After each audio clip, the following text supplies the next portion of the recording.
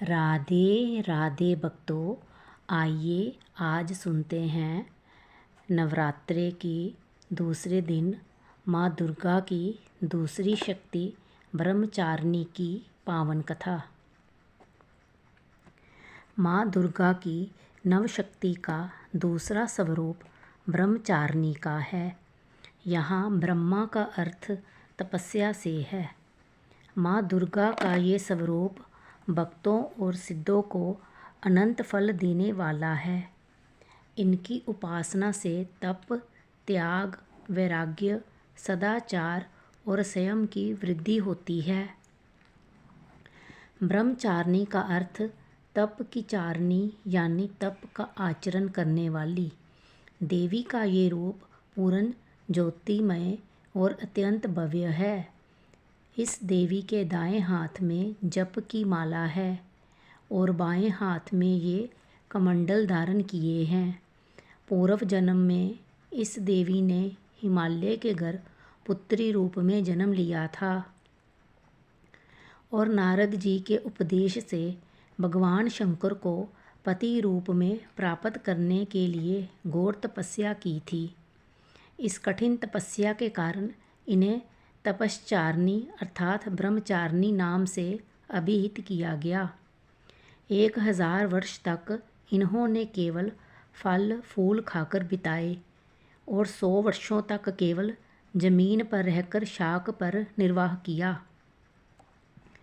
कुछ दिनों तक कठिन तपस्या करके उपवास रखे और खुले आकाश के नीचे वर्षा और धूप के घोर कष्ट सहे।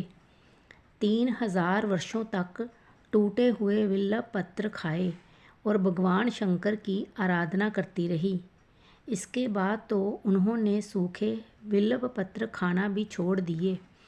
कई हजार वर्षों तक निर्जल और निराहार रहकर तपस्या करती रही।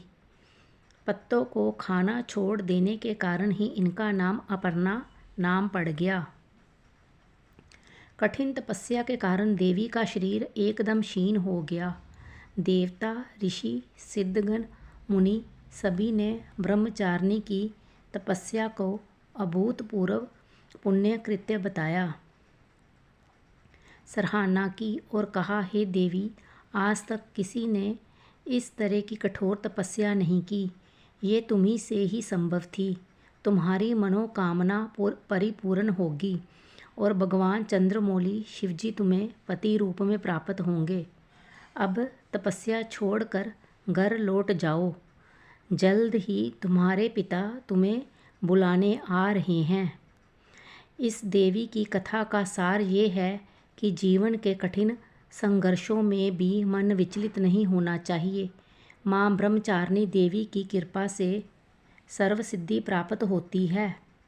दुर्गा पूजा के दूसरे दिन देवी के इसी स्वरूप की उपासना की जाती है।